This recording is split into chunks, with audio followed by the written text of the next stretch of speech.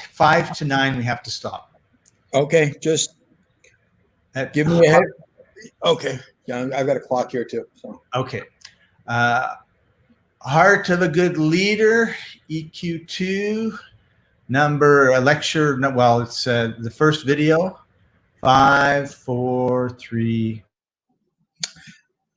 these days, we're talking more and more about leadership. We're talking more and more about what an effective leader is, and the old models simply don't seem to work. Once upon a time, the model was that you get the education, you get the experience, you become a leader, a person of influence, everybody follows you, and basically the job of everybody in the organization was to serve upper management.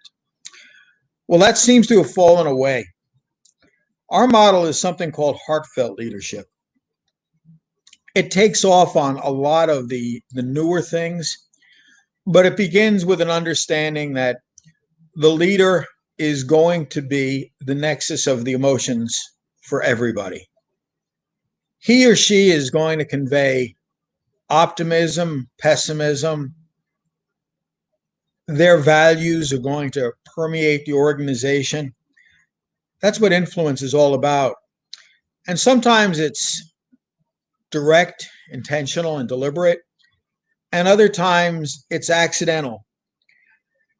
The old adage says it's very simple to tell whether you're a leader or not. Simply look behind you and see if anybody is following. If they are, you're a leader. If there's nobody following, you aren't. Well, the magic of leadership is it is the dynamism that creates and sets the tone for a culture and climate in the organization. Who are we? What are our values? What's our story? Is this a fun place to work? Is this a miserable place to be? Am I engaged? Am I disengaged?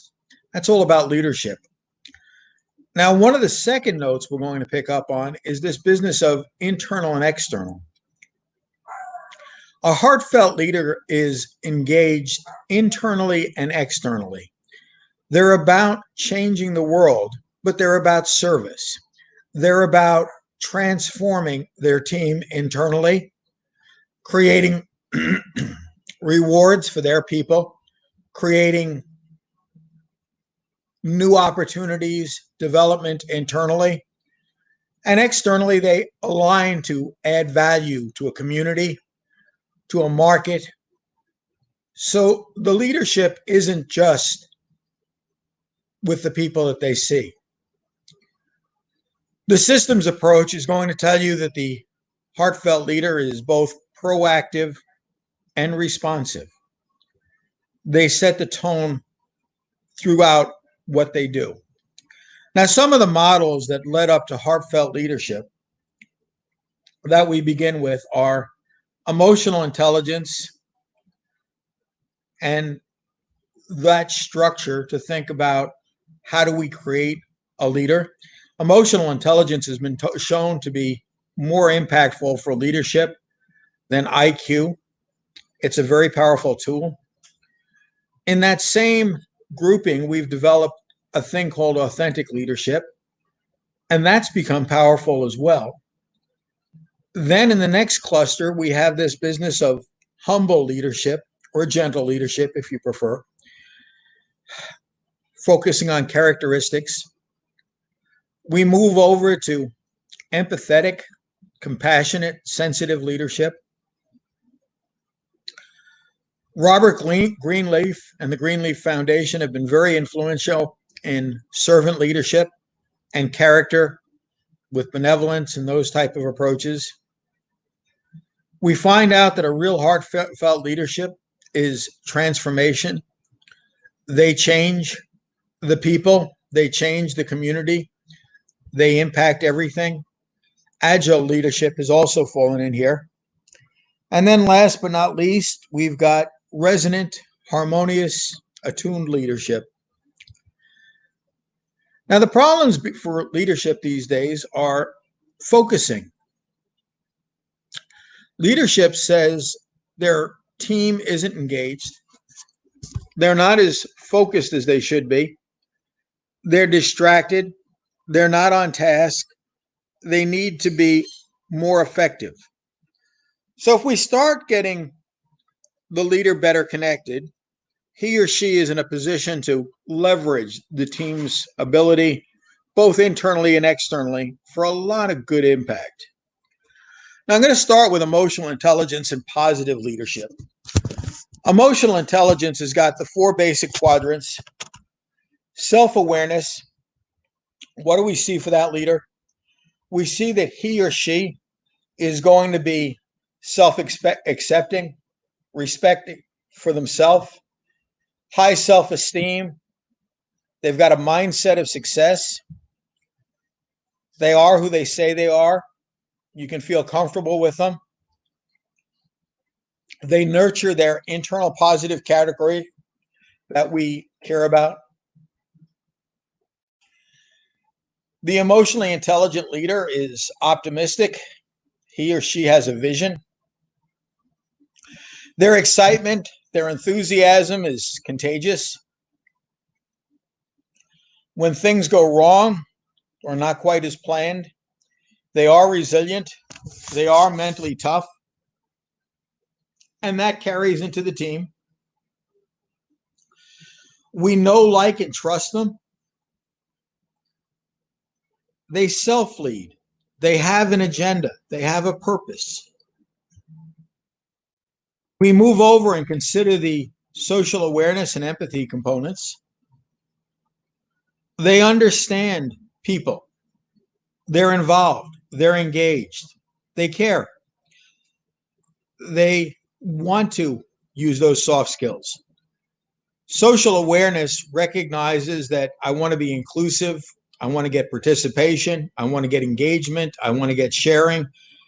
And when we get people really on track and on team, everybody becomes much more effective.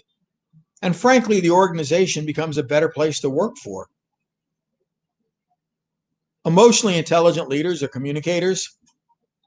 They have an abundance mentality. They don't see life as win-lose. They see the possibilities where everybody can get more. They create positive expectations and they deliver. The team is motivated. Everybody is engaged. It's fun and more productive. Those emotionally intelligent leaders understand coaching.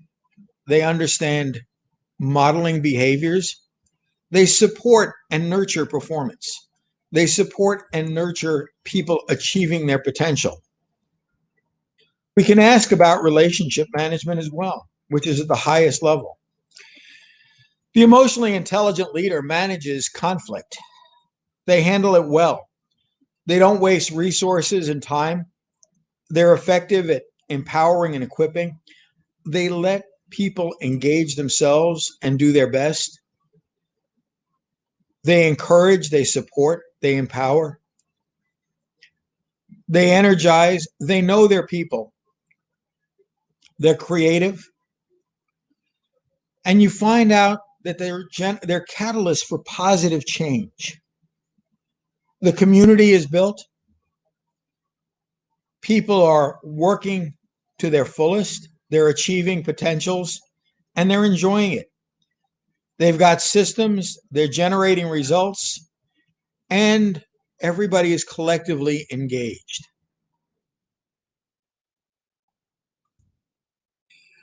The model is pretty simple. We stay with those 4 quadrants. We're going to heavily accentuate empathy. The emotionally intelligent leader is focused.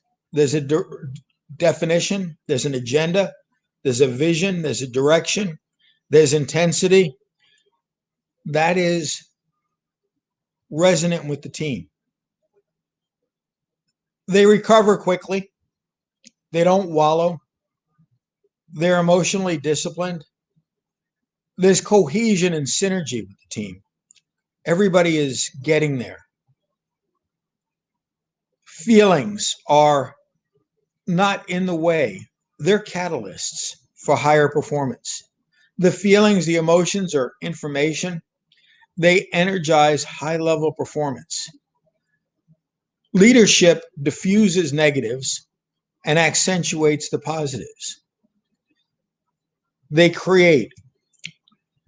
Now, it's about relationships. When we think about the emotionally intelligent leader, he or she is going to be someone that the team can know, like, and trust. We hear that adage in sales, but it works in leadership, it works for friendship, and frankly, it works throughout life. You want to be someone others can know, like, and trust. The emotionally intelligent leader is a catalyst. They connect. They're not aloof. They don't stand apart from the team. They're active members. Not only are they competent, they're warm. These are people that I like. Others enjoy being with them. They're deliberate. They're intentional. They accentuate rich communication. They personalize things. We don't feel like the leader is standing apart. We feel more like the leader is standing with. We'll get a telephone call. We'll get a personal visit. They show appreciation. They show recognition. They're considerate. And we're going to accentuate this as we move towards heartfelt, but they're caring. They're looking for positive transformation. They want to see people get to their potential.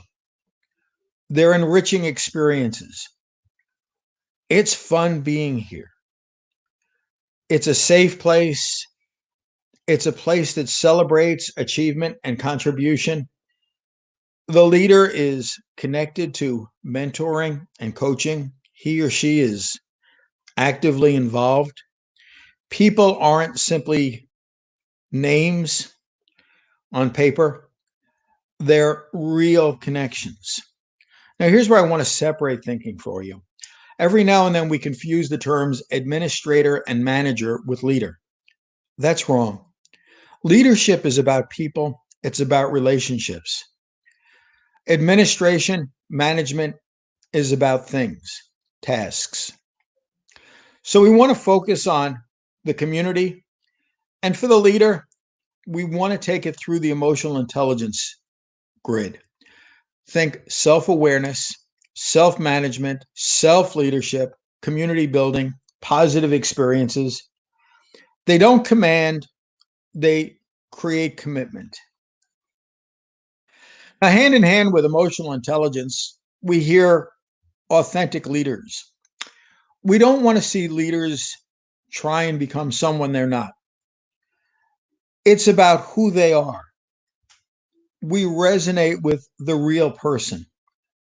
They've got a purpose. They've got meaning. They care. Their vision.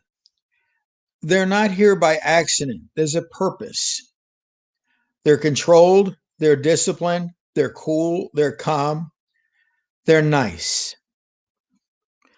They've got values, integrity, and those values are passed along. Now, the big capacities they've got, they're present. They're centered. They're in the moment. These are people who are involved. They know how to let go of things. Let people do for themselves.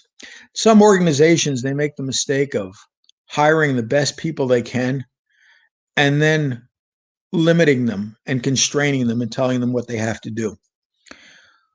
Well, the authentic leader is going to let go and give them a chance to take risks, create a safe environment. They've got that vision, that foresight. They're aware of systems. They're compassionate. They're forgiving. They're kind. They're gracious people.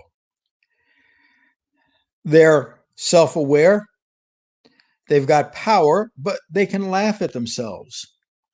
They deal with the day-to-day. Now, the great leaders that we see, they genuinely care for the people. Now, care is the theme we're going to see repeating over and over.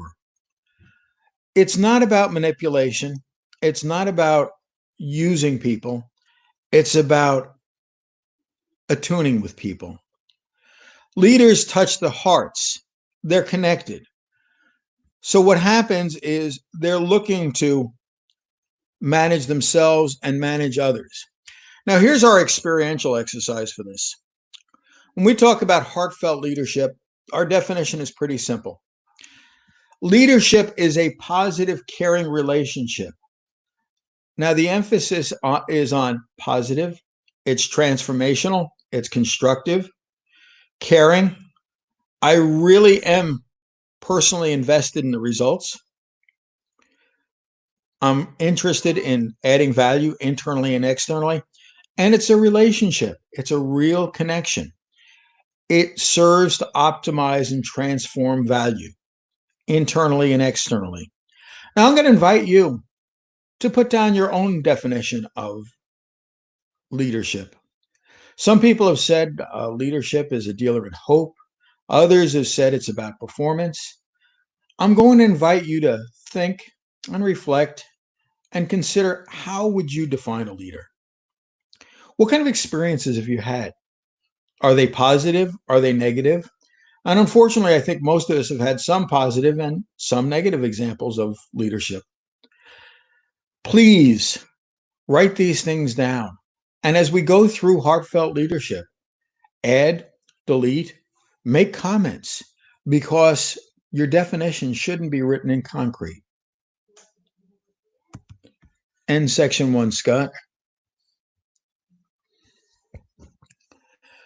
Good. I think that's a good place to stop. Okay, good enough.